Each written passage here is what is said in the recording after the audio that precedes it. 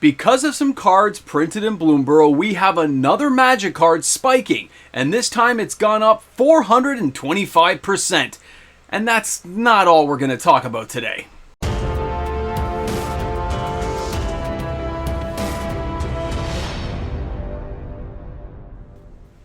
Now let's take a moment and realize that this is going to happen again. Even before I start today's video, it's going to happen again.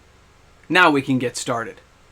Welcome back everyone, MTG Moxman here, and thank you again for hanging out with me on my channel today. Now in case you're wondering what I'm talking about when I say it's going to happen again, it's whenever Wizards of the Coast creates new and original cards, there's a chance that older cards or unplayed cards from an older era are going to spike up and do some crazy things. And that also means that if those cards happen to be from a lower print run, you're going to see things get a little bit crazy. Now the first card we're going to talk about is the one that shot up the most. And I didn't do a full video on this before because I wasn't sure if the price was going to hold at all. I expected it to kind of go up and come right back down. But since that isn't the case, and since this card actually went up to 475% and is now shifted down to 425%, and there's still sales every single day, I feel safe revealing this one to you and talking about it in a more full-fledged video along with some other cards today. So let's take a look at the Scepter, Gustha's Scepter. This thing is shifting down. Now I've done a bit of a zoom in here to show you guys the price adjustment. So this is not going back to the very early days of MTG stocks. This image is taken to you and you can see there's a bit of a downward shift in the last couple of days. Now let's take a closer look at this card so we understand what we're talking about. Now this is an artifact for 0. It's from Alliances, and yes, it is on the reserve list. But as you can see, the price difference this month is $9.71. $9.71 minus the $11.99. This card has seen a massive jump. Now, if Gustha's Scepter leaves play or you lose control of it, all cards under the Scepter are put into a graveyard, okay? Now, you can tap it to put any card from your hand face down under the Scepter, and you can look at that card anytime.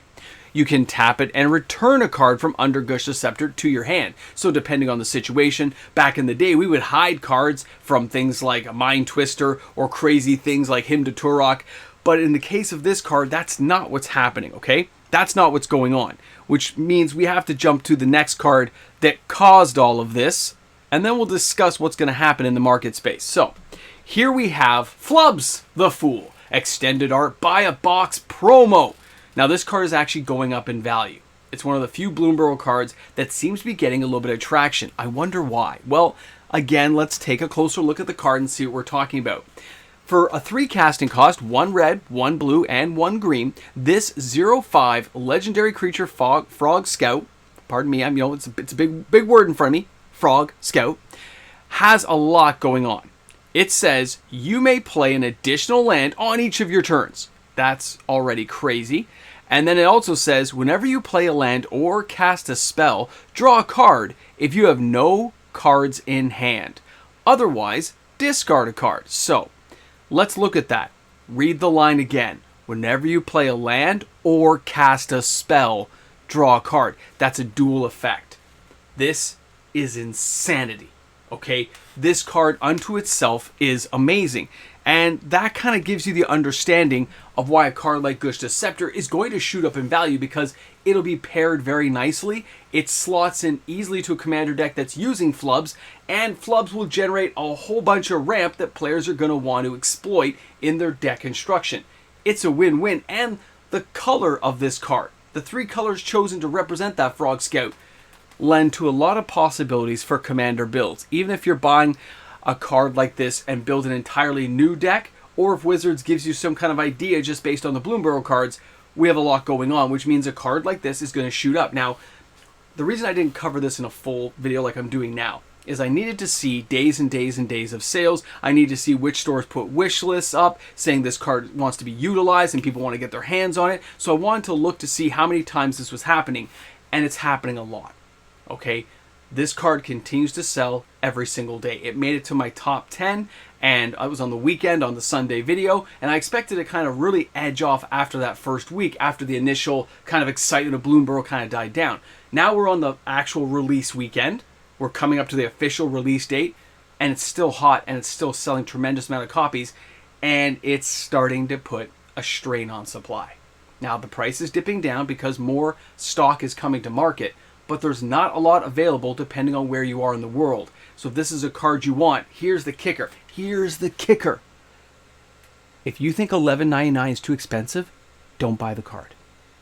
There is nothing in the data that shows that this is going to be the ultimate commander deck that players want, and you have to have the Scepter paired with Flubs, which means the card's not going to hold its value. It's going to lose ground, and it's going to become cheaper over time. No, not overnight. I'm sorry, as much as you'd like to have an overnight flight somewhere and be really special and totally cozy and be all happy, it's not going to happen. That cute, cozy, cuddly feeling isn't going to be there. But over the intervening months, this card will slowly etch down. Now, as I'm saying this, I want to share a couple more things with you because there's other stuff going on. Take a look at our next one here. This is Sylvan Paradise. This card as well shot up after the release of Nadu, and we'll get to Nadu in a second.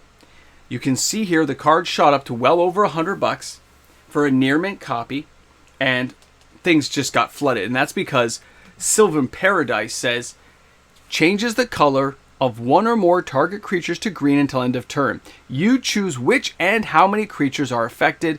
Cost to tap, maintain, or use a special ability of target creatures remains totally unchanged. Which means this thing can target all your creatures, some of your creatures, whatever you want to have happen to make them green until the end of turn. Now, that's where it gets kind of crazy when you're talking about Nadu, but that's not the only one, is it? Because we also had the Sea King's Blessing. And the Sea King's Blessing, when you take a look at this card, it does the exact same thing in blue. So you got the blue one and you've got the red one, okay? There's also a white one, so don't worry. And we have a red one. But that's not where things end off, because the other thing you have to look at is, of course, Nadu. And when you look at Nadu and see what's going on from this Modern Horizons 3 card, it's super cheap. It's lost over 50% of its value because people are all thinking this card is going to get banned because of what happened at the Pro Tour. They just expect it to happen, okay? We don't really know where it's going to go. I'm not going to speculate on what's going to happen, but I know how players feel, and I know what the prevailing wind is on this topic.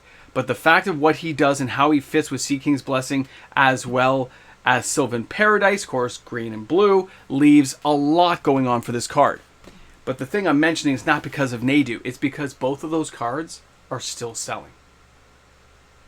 This is where things get a little more unusual. If Nadu is going to be banned, or if people think he's going to be banned, then the Sea King's Blessing and Sylvan Paradise, which are not on the reserve list, should not be selling the quantity that they are, and they're selling a lot. They're not making a top 10 video, not reserve list, but selling 15, 20 copies a week, $16, $17, $2,000 a week in old value cards, which could be reprinted at that price point, really makes you wonder what's going on in the secondary market and why players feel confident enough to buy an old card like that when you can look at the red one, which is Dwarven Song, not used by Nadu Color Wheel, of course, but that card's only $4. The white one I think is like 10 or 12. And I don't think there is a black one, I don't think. Is there? Maybe there is. Maybe there's one for each color. But either way, yeah, there is. But those ones aren't nearly as expensive. But the white and black one, that's right, they're like 10, 15 bucks already. They've always kind of been there. But the red one being the cheapest one, it's still selling copies. It's not really going up in value, but it's selling. The older cards in the market space, not reserve list, just older cards, don't tend to sell as many. They're a niche market item that has certain attraction to players, just like reserve list cards. There are some staple reserve list cards people always look for, the high value targets, the dual lands, the Candelabra of Thanos type cards that players want to get their hands on, and some of them just dream of owning them. And some people work toward that goal and buy them one at a time and work up and finally own a set of 10, a set of 20, 30, 40 of the dual lands and move their way on as they move up. But that takes years on the market. And we see this play out week and week again in a top 10 video I cover. And you can see how the ebb and flow goes. But the fact that these cards are all still selling is what makes it a little bit different. There are certain cards in the reserve list that continually sell, and you expect to see them there at a certain level almost every week. Other cards that spike onto the list and disappear, cards like Soldevi Digger, when we saw what happened with the River Song from Doctor Who, when we've seen other cards come onto the market as well, just like Soldevi Excavations, when my channel did a buyout of that card. When we see these things happen, sometimes there's a reason why it's happening, other times it's somebody loves the card. But in some cases, especially with Commander being the largest format, let's be honest, let's let's own up to it. Be honest, people. It is the biggest one. The players who want to build with these cards and want to create with them are going to spend the money and buy. But why are they buying the cards that could lose in value? They don't think it's going to. They think it's going to stay to where it is for quite a while, or they wouldn't have spent the money. And the speculators who got in and bought some of these cards are selling them on the market in kind of drips at a higher price point, and people are buying it. Gustha Scepter, it's been going down. It's not really having a huge impact in the market overall, of course, but anybody who wants to play with Flubs is buying that card, which is why you're still seeing a couple hundred sales right now into this week. It's going to keep happening. Like I told you at the beginning of the video, there's always going to be a new card created by Wizards that affects an old card that already exists. Maybe not always on the reserve list, like we saw with Sylvan's Paradise and, of course, Sea King's Blessing, but there's always a chance it's going to do something crazy. So you can't do anything to guess when that's going to happen. You can't time a market like this that way. So what a lot of people do is they kind of take a pot shot at a group of cards that look good. And that's what we see happening a lot in the last few months. Not days, not weeks, months. Lots of low-end reserve list cards continually being bought that have some funky, weird abilities or do slightly off things, and it's just people hedging their bets that something crazy is going to happen at some point. And if they get the card for $2 and they can sell it for 20, well, they've cashed in big time, haven't they? And that's where we're at for the market. Be aware of these changes.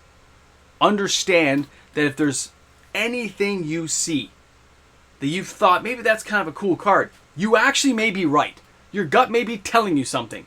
And if it's super cheap and it costs less than a cup of coffee, buy it and save yourself the grief, put it away somewhere, and if anything ever happens, you're one step ahead of anyone else. And in the case if you don't even want to build with it and you just want to cash it in, you got a revenue source you can cash in and move into cards you care about. Anyway, that's all I've got to say for today. I hope you guys enjoyed the video. Thanks for hanging out with me today. And of course, we'll be here tomorrow with another video. 425%. That's actually really good. That's pretty high in the market space. And the fact it keeps selling, it's making me think things, guys. Have a great one. Hey guys, a big shout out and thank you, and welcome back to all you amazing people on my Patreon board, to all my YouTube membership members. Thanks again for supporting the channel. Because of you, I get to create daily uploaded content for everybody to enjoy. I wouldn't be able to do it without you, so thank you again for allowing me the privilege of being here on YouTube every day. Guys, I can't say it enough, so thanks again, and I'll see you guys tomorrow with another video. Now you're right, I could have mentioned Seeds of Innocence and all these other cards going on, but I didn't have to mention them all. Because the less people talk about certain cards, the more likely they are to kind of shh and be forgotten. If you've made it to this part of the video, you're in the ramble jamble zone. Welcome aboard, strap in. There has been significant movement in several cards over the last few months. Now these cards are not selling enough to draw attention to say it's a buyout and the market's amazing, everything's getting great. No, it's not. It is people finding value in cards, and I don't think these are players. I think these are speculators who understand the market better than most players do and understand the player's psyche. And they see a card and they say, okay, I buy Seeds of Innocence for $2 and I sell them for $25 each. That's quite the markup. And when the market dies down, the card goes down to $4 or $5, maybe they buy a few more, maybe they let it drop further. Short-term memory loss, people. People forget what happens until the next FOMO event goes on, which is why I think, personally, you gotta be combing the market all the time. You see a good deal, buy a couple. See some reserve list cards? Buy them if it's a couple of bucks. Who cares? Hold on to it. You're not going to really kill yourself over it because it's the new cards that always go to zero. The reserve list can't go any lower than zero. Sometimes it's 10 cents. Sometimes they stay at $5. Either way, you know it's the reserve list. You know there's only so many. Until Wizards breaks that last line of defense, I'm going to keep playing that way. Guys, thanks a lot for being here. I know you want to hear it. Shop smart, shop S smart, or ramble jamble.